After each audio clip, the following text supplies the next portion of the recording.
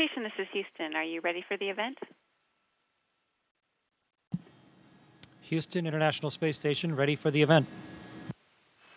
Canada Aviation and Space Museum, this is Mission Control Houston. Please call station for voice check. Chris Hadfield, Space Station, this is Canada Air and Space Museum. How do you copy? Canada Aviation and Space Museum, David, the space station reads you loud and clear. How me? We have you loud and clear. Can everybody hear him?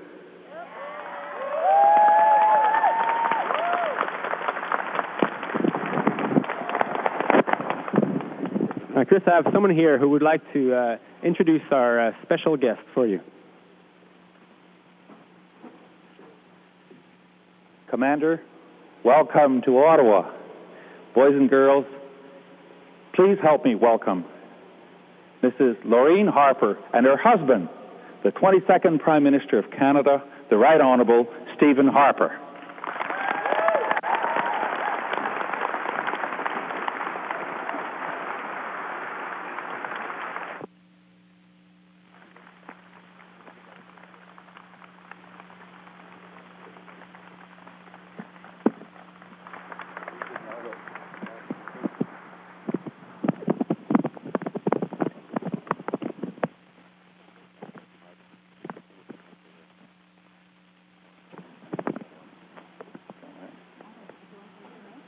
We're going to be ready in a moment.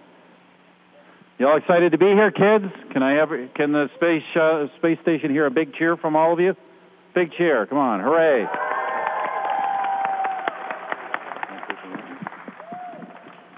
Have we got the commander ready to go? Can you hear me, Commander? Absolutely. I hear you loud and clear. I hope you can hear me as well also. Thank you.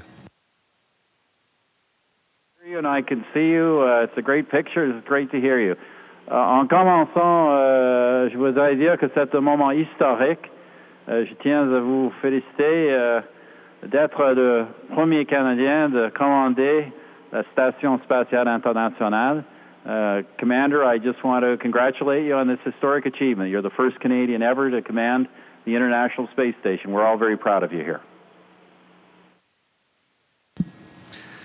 Merci, monsieur. Thank you very much. After,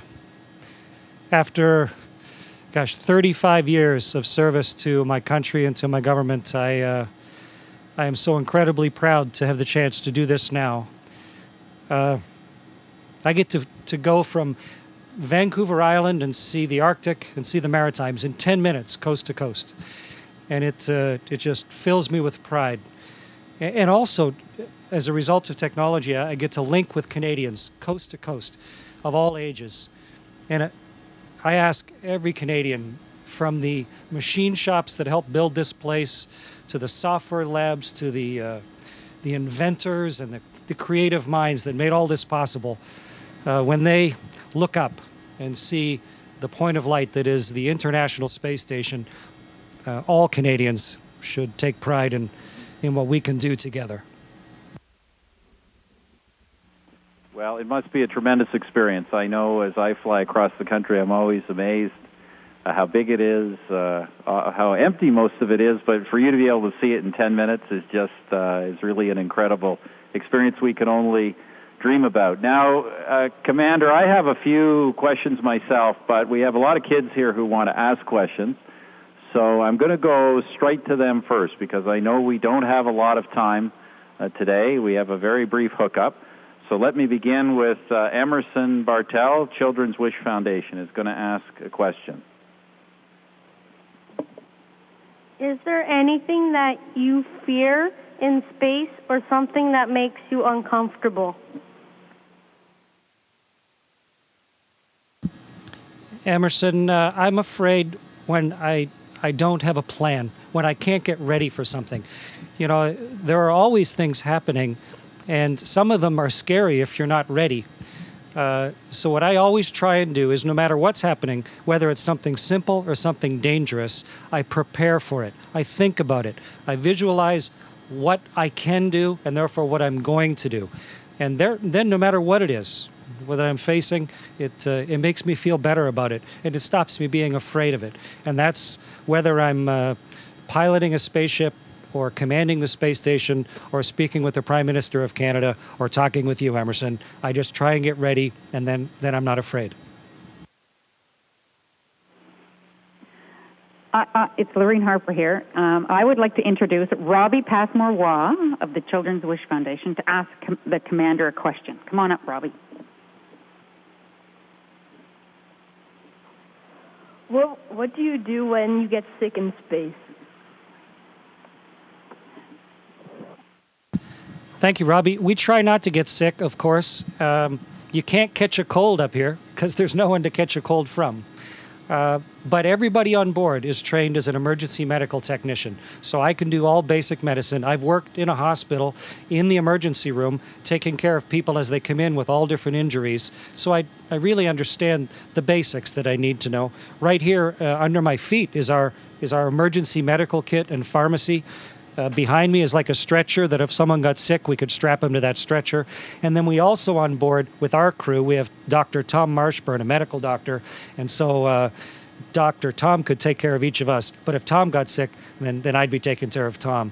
So we're ready for it. We try not to get sick. We're careful. But if we need to, we're ready to take care of each other medically. Good job, Robbie. Prochaine question. The next question Présentée par Marie de Grandpré. will be asked for Marie from Grand Pré. De la part de Elizabeth de l'École She's going to ask a question on behalf of Elizabeth from Centennial Public School in Kitchener. Why is it so important for Canada to be a partner in the International Space Station? C'est une bonne question. It's a good question. Pour quelques buts différents. It is very important for many reasons. First, it's a unique laboratory. La pesanteur. Et donc, nous avons la chance. In matter of gravity. Avec cette, So we're fortunate international with this international structure qui sont impossibles. to do all kind of experiments that are not normally possible. Mais aussi, je pense que c'était But also, I think it's important inspiration pour les jeunes to for us, with respect to aspiration, for the young Canadian, de la possibilité. to do something that is on the border of the realm of possibility. And it is necessary to dream. And for young Canadians to have an opportunity like this, to have such a laboratory like this. And that's the second thing that is important for Canadians and the Canadian people in general. I would like to introduce Darcy McCrae, Children's Wish, to ask Commander Hadfield a question on behalf of Henry, who's 12, from Wellington Hall Academy in Guelph, Ontario.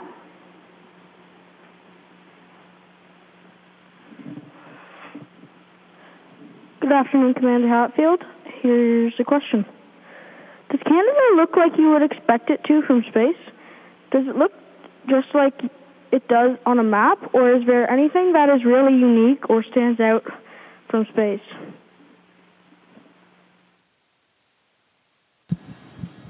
Thank you for the question. When you're going this fast and seeing so much of it, when I'm overhead of Winnipeg, I can still look back and see I can see the Rockies, and I can see all the way to Ottawa, basically. And to be able to see the country that way as we race across, what is different than I expected was the size of it. We live in an enormous, very rich land, so much opportunity and capability for each of us. But then as you come across, especially at night, each of the places where we gather together, the cities and the towns, even the farms, they show up as little places of warmth, of little pockets of light. And as I travel across the prairies and then come around the bigger cities, of course, the provincial capitals, and all around Lake Ontario and Ottawa and Montreal, you can see the level of activity. It just strikes you, the huge, vast capability, the raw capability of our country, and then the way that we're using it. And then when you come, the last place I see in Canada always is the Maritimes, coming across Cape Breton and Newfoundland, and that solid, rugged rock that is our East Coast. It's a great way every time to wave farewell to Canada till we come around the world again. It just warms my heart every time to see the potential of our country and to see the way that we live there together. Merci. On aura maintenant une Thank you. question de Thomas. We're going to have a question now from Thomas. Va poser une question. Thomas is going to ask a question on behalf of twins Evan and Alexa from Dundas Central Public School in Dundas, Ontario. J'ai deux questions. Quel pays I have est le two plus questions. vu de l'espace? Which country is the most colored looking from space? Propre lit? And do you miss your own bed? Oui, c'est deux questions. Yes, there's two questions. C'est les Bahamas, les îles Bahamas. For me, it's the Bahamas Islands that are the most colored. Récif Corée. Because of the barrier reef, the colors are unbelievable. Tous les bleus qui existent. All the different shades of blue. Comme un arc du ciel. It's like a rainbow under the water. And every time it strikes my eye, it's incredible. It's shining. Question. As for the second question, Dormir ici, sleeping here in space, vous n'avez pas besoin d'un lit. you don't need a bed, really. You don't need a pillow. It's so comfortable. Totalement relaxé. You know, it's possible to be totally relaxed. Every single muscle is totally relaxed. Être dans la chambre à coucher. So for me, it's even better than to be in my bedroom and be in my bed on Earth. Merveilleux pour dormir. So this is a marvelous place to sleep in space. Scandia to ask Commander Hadfield a question on behalf of the Grade 3 class of South Poplar Elementary, Abbotsford, British Columbia. Hello, Commander Hadfield. Hello, Commander Hadfield. Here's my question. What advice do you have for the aspiring astronauts in our class and across the country?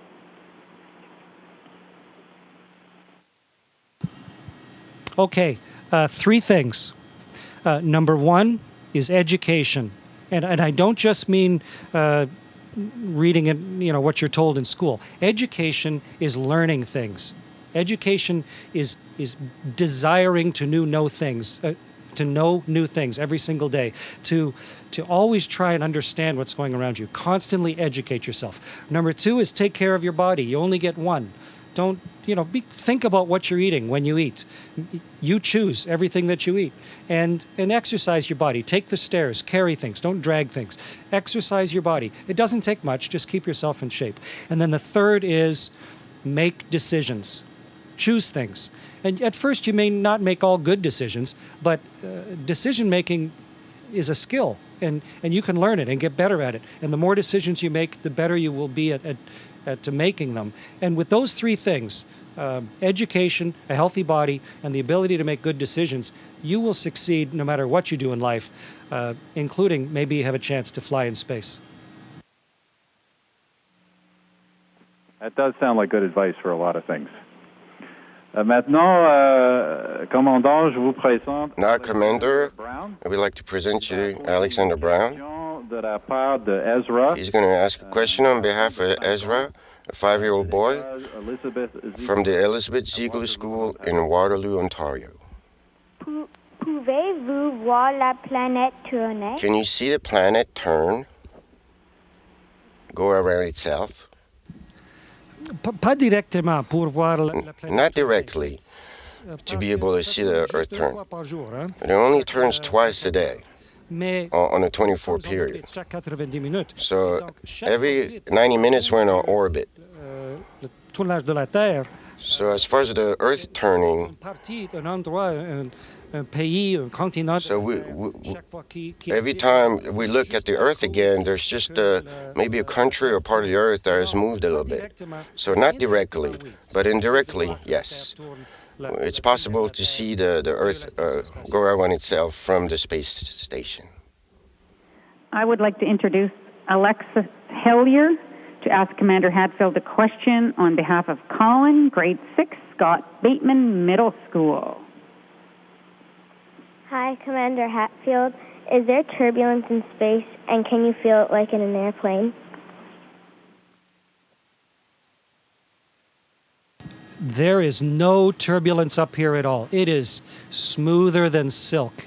It's like if you've ever been skating on perfect new ice just after the Zamboni goes, and everything, you just slide across the ice and you don't feel even a ripple. Or maybe down a perfect slide, nice and wet, where everything's just beautifully smooth. It's like that. There's never a bump. You can float and fly, and it's sort of like magic. But no, it's perfectly comfortable. You should try it. It's great.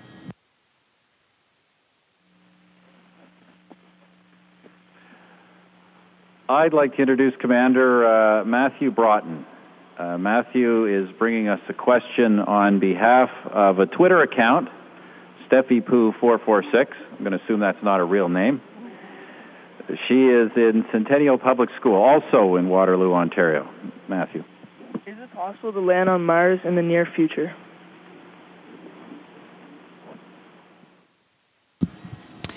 Steffi and Matthew, yes. In fact, of course, I'm sure as you know, Canada is already on Mars. We have scientific experiments, scientific hardware that was built by Canadians, smart, educated engineers and scientists that is helping us to understand Mars right now. Because you can't understand the human body by looking at just one person. You can't understand planets just by looking at one. By understanding the history of Mars and the history of the Earth and the others, we can really start to get a feel for what's in store for Earth itself. But I think probably your question is, could people go to Mars? And yes, things we've learned on the space station, how to stay in space for months and months, how to build things, what equipment to build it out of, yes. But right now, it's sort of like sailing around the world hundreds of years ago or flying across the Atlantic 100 years ago. It's just barely possible, but it would be very risky and so therefore quite expensive. And I think what we need to do is invent some more things. We need Canadians like you to come up with great inventions like the Canadarm or like Microflow, which is a great Canadian experiment that I'm working on. It just came up last week. We need inventions that will make travel to Mars safer and faster, energy sources and engines. So yes, we could do it if we had to, and I'm sure we'll do it in the future. It's just a matter of things that we can invent. We're limited just by our own imagination and creativity. I would like to introduce Ava Gandia to ask Commander Hadfield a question on behalf of Jacqueline from York House School, Vancouver, British Columbia. Hello, Commander Hadfield. My first question is, what has been the most interesting part of being an astronaut and going to space? And have you had any interesting experiences that you will never forget?